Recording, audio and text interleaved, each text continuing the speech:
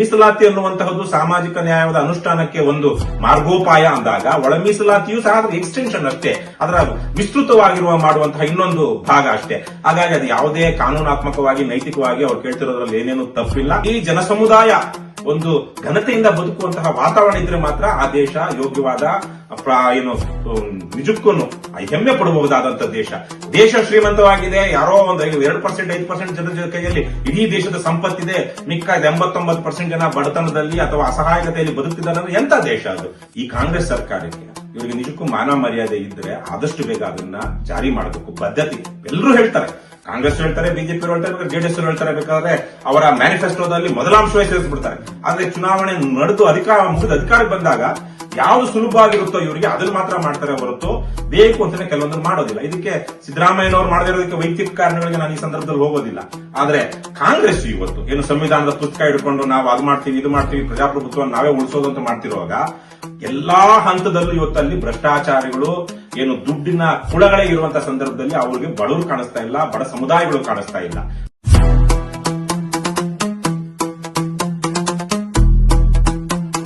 ಬಂಧುಗಳೇ, ಸ್ನೇಹಿತರೆ, ಎಲ್ರಿಗೂ ನಮಸ್ಕಾರ, ಜೈ ಭೀಮ್. ಈಗ ಒಳ ಮೀಸಲಾತಿ ಹೋರಾಟ ನಿರಂತರವಾದಂತಹ 4 ತಿಂಗಳ ಹೋರಾಟ ನಡೀತಾ ಇದೆ. ಇದೇ ಬರುವಂತಹ ಆಗಸ್ಟ್ 1ನೇ ತಾರೀಕು ಸುಪ್ರೀಂ ಕೋರ್ಟ್ ಆದೇಶ ಬಂದು 1 ವರ್ಷ ಆಗ್ತದೆ. 1 ವರ್ಷ ಆದ್ರೂ ಕೂಡ ಇನ್ನು ನಮ್ಮ ರಾಜ್ಯ ಸರ್ಕಾರ ಒಳ ಮೀಸಲಾತಿನ ಜಾರಿಗೊಳಿಸೋದ್ರಲ್ಲಿ ಹಲವಾರು ಕುಂಟು ನೆಪಗಳನ್ನ ಉದ್ದೇಶಪೂರ್ವಕವಾದಂತಹ ವಿಳಂಬವನ್ನ ಮಾಡ್ತಾನೆ ಬರ್ತಾ ಇದೆ.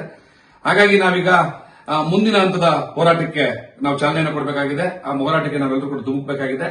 ಆಗಸ್ಟ್ 1ನೇ ತಾರೀಕು ಇಡೀ ರಾಜ್ಯದಾದ್ಯಂತ ನಾವು ಈ ಸರ್ಕಾರದ ಶವಯಾತ್ರೆಯನ್ನು ನಡೆಸಿ ಒಂದು ತಲೆಯನ್ನು ಬೋಳಿಸಿಕೊಂಡು ನಮ್ಮ ಶಿರೋಮಂಡನ ಮಾಡಿಕೊಂಡು ಆ ಕೂದಲುಗಳನ್ನ ಸರ್ಕಾರಕ್ಕೆ ಕಳಿಸುವಂತಹ ವಿನೂತವಾದಂತಹ ಚಳವಳಿಯನ್ನು ಮಾಡಬೇಕು ಅನ್ನುವಂಥದ್ದು ಚರ್ಚೆ ಈಗ ನಮ್ಮ ಚರ್ಚೆನಲ್ಲಿ ಬಂದಿರುವಂತದ್ದು ಒಂದು ಒಳ್ಳೆ ಸಲಹೆ ಮತ್ತು ತೀರ್ಮಾನ ಅದು. ಹಾಗಾಗಿ ಆಗಸ್ಟ್ 1ನೇ ತಾರೀಕು ನಂತರ ನಾವು ಸಾಮಾಜಿಕ ನ್ಯಾಯದ ಬಗ್ಗೆ ಬಹಳ ದೊಡ್ಡ ಮಾತುಗಳನ್ನ ಮಾತಾಡ್ತಾ ಇರುವಂತಹ ಕಾಂಗ್ರೆಸ್ಸಿನ ಅಧಿನಾಯಕ ರಾಹುಲ್ ಗಾಂಧಿ ಅವರನ್ನ ಪ್ರಶ್ನೆ ಮಾಡೋಣ, ನಿಮ್ಮ ಕಾಂಗ್ರೆಸ್ ಪಕ್ಷದ ಸಾಮಾಜಿಕ ನ್ಯಾಯ ಅಂದ್ರೆ ಏನು ಅಂತ ಕೇಳೋಣ ಅನ್ನುವಂತಹ ಉದ್ದೇಶದಿಂದ ದೆಹಲಿ ಚಲೋಗೆ ಆ ಕಾರ್ಯಕ್ರಮಕ್ಕೆ ನಾವು ಚಾಲನೆಯನ್ನು ಕೊಟ್ಟಿದ್ದೀವಿ.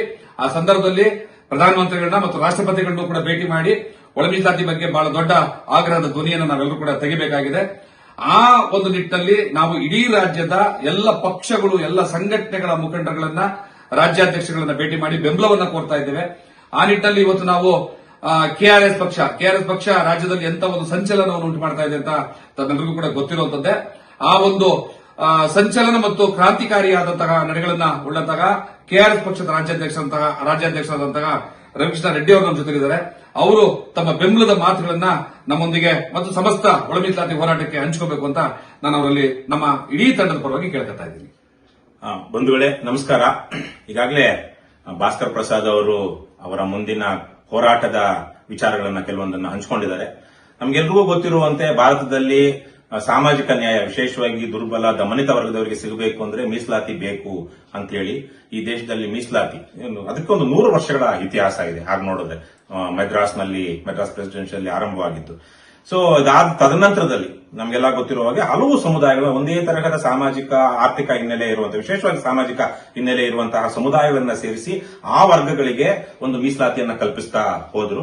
ಈಗ ಹೇಗೆ ಮೀಸಲಾತಿ ಅನ್ನುವಂಥದ್ದು ಸಾಮಾಜಿಕ ನ್ಯಾಯವನ್ನ ಜಾರಿ ಮಾಡೋದಕ್ಕೆ ಒಂದು ಅಸ್ತ್ರ ಅಥವಾ ಒಂದು ಇನ್ಸ್ಟ್ರೂಮೆಂಟ್ ಆಗಿದೆಯೋ ಅದೇ ತರಕ್ಕೆ 10 ಸಮುದಾಯಗಳು ಸೇರಿಸಿ ಒಂದು ಗುಂಪು ಮಾಡಿದಾಗ ಆ ಗುಂಪಿನಲ್ಲಿ ಕೆಲವೊಂದು ಕಾರಣಗಳಿಂದಾಗಿ, ಅದು ಮತ್ತೆ ಬೇರೆ ಸಾಮಾಜಿಕ ಮತ್ತು ಆರ್ಥಿಕ ಕಾರಣಗಳಿಂದಾಗಿ, ರಾಜಕೀಯ ಕಾರಣಗಳಿಂದಾಗಿ ಅದೇ ವರ್ಗದಲ್ಲಿ ಕೆಲವೊಬ್ಬರಿಗೆ ಮಾತ್ರ ಆ ವಿಶೇಷ ಅನ್ನುವಂತಹ ಸವಲತ್ತುಗಳು ಸಿಗುತ್ತೆ ಅಂತ ಆದಾಗ ಮತ್ತೆ ಅದರಲ್ಲಿ ಒಳ ಮೀಸಲಾತಿಯನ್ನ ಜಾರಿಗೆ ತರುವುದು ಸಹ ಮೀಸಲಾತಿಯನ್ನ ಜಾರಿಗೆ ತಂದಂತಹ ರೀತಿಯದ್ದೇ ಆದಂತಹ ಒಂದು ಸಾಮಾಜಿಕ ನ್ಯಾಯದ ಒಂದು ಅಸ್ತ್ರ ಅಥವಾ ಇನ್ಸ್ಟ್ರೂಮೆಂಟ್ ಅಂತ ನಾವು ಭಾವಿಸಬೇಕು. ಈ ನಿಟ್ಟಿನಲ್ಲಿ ದೇಶಾದ್ಯಂತ ಕಳೆದ 30-40 ವರ್ಷಗಳಿಂದ 10 ಕಡೆಗಳಲ್ಲಿ ಹೋರಾಟಗಳಾಗಿದೆ.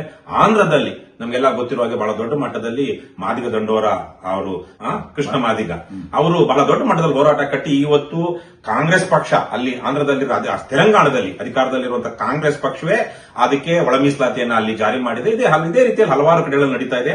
ಕರ್ನಾಟಕದಲ್ಲೂ 20-30 ವರ್ಷಗಳಿಂದ ಈ ವಿಚಾರವಾಗಿ ಕೇವಲ ಎಸ್ಸಿ ವರ್ಗದಲ್ಲಿ ಮಾತ್ರವಲ್ಲ, ಒಬಿಸಿ ವರ್ಗದಲ್ಲೂ ಒಳ ಮೀಸಲಾತಿ ಆಗಬೇಕು ಅನ್ನುವಂತಹ ವಿಚಾರ ಮತ್ತು ಹೋರಾಟಗಳು ಆಗಾಗ ಆಗ್ರಹಗಳು, ಬೇಡಿಕೆ ಅಂತ ಹೇಳೋದಿಲ್ಲ, ಆಗ್ರಹಗಳು ಕರ್ನಾಟಕದಲ್ಲಿ ನಡೀತಾ ಬರ್ತಾ ಇದೆ. ಆದ್ರೆ ರಾಜಕೀಯ ಕಾರಣದಿಂದ ಇಲ್ಲೊಂದಷ್ಟಾಗಿಲ್ಲ. ಆದ್ರೆ ಇತ್ತೀಚಿನ ವರ್ಷಗಳಲ್ಲಿ ವಿಶೇಷವಾಗಿ ಎಸ್ಸಿ ಪರಿಶಿಷ್ಟ ಜಾತಿ ವರ್ಗದಲ್ಲಿ ಮಾದಿಗರಿಗೆ ಅಥವಾ ಎಡಗೈ ಸಮುದಾಯದವರಿಗೆ ಒಳ ಮೀಸಲಾತಿಯನ್ನು ಜಾರಿ ಮಾಡಬೇಕು ಅಂತೇಳಿ ಬಹಳ ಹೋರಾಟ ಅಂತ ಭಾವಿಸುವಂತಹ ಸಂದರ್ಭದಲ್ಲೂ ಅವೆಲ್ಲವನ್ನು ಒಳಗೊಂಡು ಇಡೀ ಸಮುದಾಯದ ವಿಶ್ವಾಸವನ್ನ ಪಡ್ಕೊಳ್ತಾ ಬಹಳ ಬದ್ಧತೆಯಿಂದ ಬೇರೆ ಹೋರಾಟಗಾರರಿಗಿಂತ ವಿಶೇಷವಾಗಿ ನಿರಂತರವಾಗಿ ಅವರದೇ ಸ್ವಂತಹ ಅವ್ರದ್ದು ಮತ್ತು ಅವರ ಸ್ನೇಹಿತರದ್ದು ಒಂದು ಸಮುದಾಯದ ತಮ್ಮ ತನು ಮನ ಧನವನ್ನ ಹೋರಾಟಕ್ಕೆ ಅರ್ಪಿಸಿಕೊಂಡು ಹೋರಾಟ ಮಾಡ್ತಾ ಬರ್ತಿದ್ದಾರೆ. ನಾವು ಕರ್ನಾಟಕ ರಾಷ್ಟ್ರ ಸಮಿತಿ ಪಕ್ಷದ ವತಿಯಿಂದ ನಾವು 5-6 ವರ್ಷಗಳಿಂದನೂ ಈ ಒಳ ಮೀಸಲಾತಿ ಆಗಲೇ ಹೇಳಿದಾಗೆ ಇದು ಬಹಳ ಸರಳವಾದದ್ದು.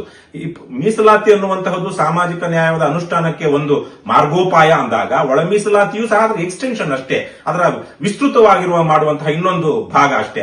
ಹಾಗಾಗಿ ಅದು ಯಾವುದೇ ಕಾನೂನಾತ್ಮಕವಾಗಿ ನೈತಿಕವಾಗಿ ಅವ್ರು ಕೇಳ್ತಿರೋದ್ರಲ್ಲಿ ಏನೇನು ತಪ್ಪಿಲ್ಲ. ಅದು ಆಗೋದ್ರಿಂದ ನಿಜಕ್ಕೂ ಹಿಂದುಳಿದವರಲ್ಲಿ ಅತ್ಯಂತ ಹಿಂದುಳಿದವರಲ್ಲಿ ದಮನಿತರಲ್ಲಿ ಅತ್ಯಂತ ದಮನಿತರು ದುರ್ಬಲರಿದ್ರೆ ಅವರಿಗೆ ಶಕ್ತಿ ತುಂಬುವಂತಹದ್ದು ಅಂತ ಅನ್ನೋ ಕಾರಣಕ್ಕಾಗಿ ನಾವು ಅದನ್ನ ತಾತ್ವಿಕವಾಗಿ ಬೆಂಬಲಿಸ್ತಾ ಬರ್ತಾ ಇದ್ವಿ. ಈ ಸಂದರ್ಭದಲ್ಲೂ ಸಹ ನಾನು ಕರ್ನಾಟಕದ ಜನತೆ ಕೇವಲ ಇದು ಒಂದು ವರ್ಗ ಸಮುದಾಯಕ್ಕೆ ಸೇರಿದ್ದಲ್ಲ, ಯಾವುದೋ 4% 6% ಇರುವಂತಹ ಸಮುದಾಯಗಳಿಗೆ ಸೇರಿದ್ದಲ್ಲ, ಇದು 100% ಸಮುದಾಯಗಳಿಗೆ ಸೇರಿರುವಂತಹದ್ದು.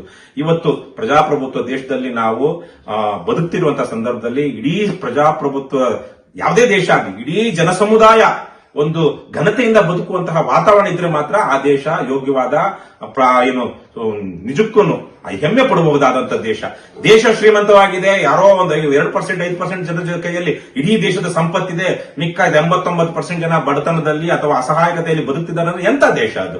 ದೇಶ ಅಲ್ಲ ಅವೆಲ್ಲ ಒಂದು ಯಾವ್ದೋ ಅಥಾರಿಟೇರಿಯನ್ ದೇಶ ಇದರಲ್ಲಿ ಬದುಕ್ತಿರುವಂತದ್ದು. ಹಾಗಾಗಿ ನಮ್ಮ ದೇಶದಲ್ಲಿ ಬಡತನ ನಿರ್ಮೂಲನೆ ಆಗಬೇಕು, ಸಾಮಾಜಿಕ ಸಮಾನತೆ ಸಿಗಬೇಕು, ಆರ್ಥಿಕ ಸಮಾನತೆ ಸಿಗಬೇಕು ಅಂದ್ರೆ ಕಾಲ ಕಾಲಕ್ಕೆ ನೀತಿ ನಿರೂಪಣೆಗಳಲ್ಲಿ ನಮ್ಮ ಕೆಲವು ಕಾನೂನುಗಳಲ್ಲೂ ಸಹ ತಿದ್ದುಪಡಿ ಆಗ್ತಾ ಬರಬೇಕು. ಈ ಸಂದರ್ಭದಲ್ಲಿ ನಾನು ಕುವೆಂಪು ಅವರ ಮಾತು ಯಾವಾಗಲೂ ಜ್ಞಾಪಿಸ್ಕೊಳ್ತೀನಿ, ಹಿಂದಿನ ಋಷಿಗಳು ಮಾನವರೇ ನಮ್ಮಂತೆ, ಅವರ ಶಾಸ್ತ್ರವು ಅವರ ಕಾಲಕ್ಕೆ ಮಾತ್ರ. 70-80 ವರ್ಷದ ಹಿಂದೆ ಏನು ಪ್ರಸ್ತುತವಾಗಿದ್ದಂತಹ ಒಂದು ನೀತಿ ನಿರೂಪಣೆ ಅಥವಾ ಒಂದು ನೀತಿ ನ್ಯಾಯ ಇವತ್ತಿಗೆ ಪ್ರಸ್ತುತವಾಗಬೇಕು ಅಂತಿಲ್ಲ, ಆವತ್ತಿನ ಸಂದರ್ಭಕ್ಕೆ ಅದು. ಹಾಗಾಗಿನೇ ಬಾಬಾ ಸಾಹೇಬ್ ಅಂಬೇಡ್ಕರ್ ಅವರು ರಚನೆ ಮಾಡಿರುವಂತಹ ಸಂವಿಧಾನದಲ್ಲೂ ಹಲವಾರು ತಿದ್ದುಪಡಿಗಳನ್ನ ಕಾಲ ಕಾಲಕ್ಕೆ ಆವತ್ತಿನ ಕಾಲಮಾನದ ಅನುಗುಣವಾಗಿ ಬದಲಾವಣೆ ಮಾಡಿಕೊಂಡು ಬದಲಾಗ್ತಾ ಇದೆ. ಆ ನಿಟ್ಟಿನಲ್ಲಿ ಏನು ಭಾಸ್ಕರ್ ಪ್ರಸಾದ್ ಮತ್ತು ಅವರೆಲ್ಲ ಸಂಗಾತಿಗಳು ಏನು ಹೋರಾಟ ಮಾಡ್ತಿದ್ದಾರೆ ಅದಕ್ಕೆ ನಮ್ಮ ಪಕ್ಷದ ತಾತ್ವಿಕ ಬೆಂಬಲ ಇದೆ, ಮತ್ತೆ ಅವರು ಮುಂದೆ ಮಾಡಿರುವಂತಹ ಹೋರಾಟಗಳು ಇದೆ. ನನ್ನ ಪ್ರಕಾರ ಈ ಕಾಂಗ್ರೆಸ್ ಸರ್ಕಾರಕ್ಕೆ ಇವರಿಗೆ ನಿಜಕ್ಕೂ ಮಾನ ಮರ್ಯಾದೆ ಇದ್ರೆ ಆದಷ್ಟು ಬೇಗ ಅದನ್ನ ಜಾರಿ ಮಾಡಬೇಕು. ಬದ್ಧತೆ ಎಲ್ಲರೂ ಹೇಳ್ತಾರೆ, ಕಾಂಗ್ರೆಸ್ ಹೇಳ್ತಾರೆ, ಬಿಜೆಪಿ ಹೇಳ್ತಾರೆ, ಜೆಡಿಎಸ್ ಹೇಳ್ತಾರೆ, ಬೇಕಾದ್ರೆ ಅವರ ಮ್ಯಾನಿಫೆಸ್ಟೋದಲ್ಲಿ ಮೊದಲಾಂಶವೇ ಸೇರಿಸ್ಬಿಡ್ತಾರೆ. ಆದ್ರೆ ಚುನಾವಣೆ ನಡೆದು ಮುಗಿದ ಅಧಿಕಾರಕ್ಕೆ ಬಂದಾಗ ಯಾವುದು ಸುಲಭ ಆಗಿರುತ್ತೋ ಇವರಿಗೆ ಅದನ್ನ ಮಾತ್ರ ಮಾಡ್ತಾರೆ ಹೊರತು ಬೇಕು ಅಂತಾನೆ ಕೆಲವೊಂದನ್ನು ಮಾಡೋದಿಲ್ಲ. ಇದಕ್ಕೆ ಸಿದ್ದರಾಮಯ್ಯನವರು ಮಾಡದೇ ಇರೋದಕ್ಕೆ ವೈಯಕ್ತಿಕ ಕಾರಣಗಳಿಗೆ ನಾನು ಈ ಸಂದರ್ಭದಲ್ಲಿ ಹೋಗೋದಿಲ್ಲ. ಆದ್ರೆ ಕಾಂಗ್ರೆಸ್ ಇವತ್ತು ಏನು ಸಂವಿಧಾನದ ಪುಸ್ತಕ ಹಿಡ್ಕೊಂಡು ನಾವು ಅದು ಮಾಡ್ತೀವಿ ಇದು ಮಾಡ್ತೀವಿ ಪ್ರಜಾಪ್ರಭುತ್ವ ನಾವೇ ಉಳಿಸೋದು ಅಂತ ಮಾಡ್ತಿರುವಾಗ ಎಲ್ಲಾ ಹಂತದಲ್ಲೂ ಇವತ್ತಲ್ಲಿ ಭ್ರಷ್ಟಾಚಾರಿಗಳು ಏನು ದುಡ್ಡಿನ ಕುಳಗಳೇ ಇರುವಂತಹ ಸಂದರ್ಭದಲ್ಲಿ ಅವರಿಗೆ ಬಡವರು ಕಾಣಿಸ್ತಾ ಇಲ್ಲ, ಬಡ ಸಮುದಾಯಗಳು ಕಾಣಿಸ್ತಾ ಇಲ್ಲ. ಹಾಗಾಗಿ ಇವತ್ತು ಅವರು ಸರ್ಕಾರದ ಮೇಲೆ ಒತ್ತಡ ಹೇರುವಂತಹ ಕೆಲಸ ಏನಿದೆ ಅದನ್ನ ಆಗಬೇಕು. ವಿಶೇಷವಾಗಿ ಸಮಾಜವೇ ಪಾಲ್ಗೊಳ್ಳಬೇಕಾಗಿರುವಂತಹ ಸಂದರ್ಭದಲ್ಲಿ ಸಮಾಜದಲ್ಲಿ ಆ ಮಟ್ಟಿನ ಪಾಲ್ಗೊಳ್ಳುವಿಕೆ ಇಲ್ಲದೆ ಇದ್ದಾಗ ಸಮುದಾಯದವರಾದ್ರೂ ಅದರಲ್ಲಿರುವಂತಹ ವಿದ್ಯಾವಂತರು ಏನು ಮೇಲ್ಮಧ್ಯಮ ವರ್ಗಕ್ಕೆ ಬಂದಿರುವಂತಹವರು ಶ್ರೀಮಂತರು ಇಂತಹ ಹೋರಾಟಗಳಿಗೆ ಬೆಂಬಲಿಸಬೇಕು. ಇದು ಕೇವಲ 4-6 ಜನ ಅವರ ತನು ಮನ ವಿಶೇಷವಾಗಿ ಧನವನ್ನು ಹಾಕೊಂಡು ಮಾಡುವಂತಹದ್ದು ಅದು ಸರಿಯಾದದ್ದಲ್ಲ. ಈ ಸಮುದಾಯದಲ್ಲಿ ಲಕ್ಷಾಂತರ ಜನ ಇವತ್ತು ಸಾಕಷ್ಟು ಶ್ರೀಮಂತರಿದ್ದಾರೆ. ಇವತ್ತು ವಿಶೇಷವಾಗಿ ಏನು ಶಿಕ್ಷಣ ಪಡ್ಕೊಂಡು ಸರ್ಕಾರಿ ನೌಕರಿಗೆ ಸೇರ್ಕೊಂಡು ಅದೇ ರೀತಿಯಲ್ಲಿ ಕೆಲವೊಂದು ಉದ್ಯಮಗಳನ್ನು ನಡೆಸಿ ಇವತ್ತು 100 ಕೋಟಿ ಆಸ್ತಿಯನ್ನ ಹೊಂದಿರುವಂತವರು ಇದ್ದಾರೆ. ಅಂತವರೆಲ್ಲನೂ ಸ್ವಲ್ಪ ಉದಾರ ಮನಸ್ಸಿನಿಂದ ಈ ಹೋರಾಟಕ್ಕೆ ಬೆಂಬಲ ಕೊಡಬೇಕು. ಮತ್ತೆ ಆಗ್ಲೇ ಹೇಳಿದಾಗೆ ಇಡೀ ಸಮಾಜ ಇವರ ಹೋರಾಟವನ್ನು ಬೆಂಬಲಿಸಬೇಕು. ಕೇವಲ ಇಲ್ಲಷ್ಟೇ ಅಲ್ಲ, ಏನು ಒಬಿಸಿ ವರ್ಗದಲ್ಲೂ ಸಹ ಒಳ ಮೀಸಲಾತಿ ಜಾರಿಯಾಗಬೇಕು. ಅದೇ ರೀತಿಯಲ್ಲೇ ಆ ಗುಂಪಿನಲ್ಲಿರುವಂತಹ ಕೆಲವೊಂದು ಸಮುದಾಯಗಳು ಈಗಾಗಲೇ ಸಾಮಾಜಿಕವಾಗಿ ಆರ್ಥಿಕವಾಗಿ ಬೆಳವಣಿಗೆ ಆಗಿರುವಂತಹವು ಅವರು ಒಬಿಸಿ ವರ್ಗಕ್ಕೆ ಬರಬೇಕು. ಒಬಿಸಿ ವರ್ಗದಲ್ಲಿರುವಂತಹ ಕೆಲವೊಂದು ಸಮುದಾಯಗಳನ್ನ ಕಡಾಖಂಡಿತವಾಗಿ ಅವರಿಗೆ ಮೀಸಲಾತಿ ಅಗತ್ಯ ಇಲ್ಲ ಅನ್ನುವಂಥದ್ದನ್ನ ಪರಿಗಣ ಭಾವಿಸಿಕೊಂಡು ನಾವು ಅವ್ರನ್ನ ಜನರಲ್ ಹಾಕ್ತಾ ಹೋಗಬೇಕು. ಈ ರೀತಿಯಲ್ಲಿ ನಿಜವಾದ ಅಸಹಾಯಕರಿಗೆ ದುರ್ಬಲರಿಗೆ ಅಗತ್ಯ ಇರುವಂತವರಿಗೆ ನಾವು ಶಕ್ತಿಯನ್ನ ತುಂಬುತ್ತಾ ಹೋದ್ರೆ ಮಾತ್ರ ಇಲ್ಲೊಂದು ಸಾಮಾಜಿಕ ನ್ಯಾಯ ನಿಜವಾದ ಪ್ರಾಮಾಣಿಕವಾದ ಸಾಮಾಜಿಕ ನ್ಯಾಯ ಸಿಗುತ್ತೆ ಅಂತ ನಾನು ಭಾವಿಸ್ತೀನಿ. ಈ ನಿಟ್ಟಿನಲ್ಲಿ ಮತ್ತೊಮ್ಮೆ ನಾನು ಭಾಸ್ಕರ್ ಪ್ರಸಾದ್ ಸೇರಿದಂತವರೆಲ್ಲ ತಂಡಕ್ಕೆ ಅವರು ಇತ್ತೀಚಿನ ದಿನಗಳಲ್ಲಿ ಮಾಡಿದಂತಹ ಹೋರಾಟವನ್ನ ಪ್ರಶಂಸಿಸುತ್ತಾ ಅದೇ ಬದ್ಧತೆಯಿಂದ ಮುಂದಿನ ದಿನಗಳಲ್ಲೂ ಹೋರಾಟವನ್ನು ಮುಂದುವರಿಸಿ ಎಲ್ರಿಗೂ ಒಳ್ಳೇದಾಗಲಿ. ಸರ್ವೇ ಜನೋ ಸುಖಿನೋ ಭವಂತು ಅಂತ ಏನು ಒಂದು ಮಾತಿದೆ ಅದೇ ರೀತಿಯಲ್ಲಿ ಎಲ್ರಿಗೂ ನ್ಯಾಯ ಸಿಗಲಿ, ಎಲ್ರಿಗೂ ಒಳ್ಳೇದಾಗಲಿ, ಸಮಾಜ ಇದನ್ನ ಸಕಾರಾತ್ಮಕವಾಗಿ ಸ್ವೀಕರಿಸಲಿ ಅಂತ ನಾನು ಆಶಿಸ್ತೀನಿ. ನಮಸ್ಕಾರ.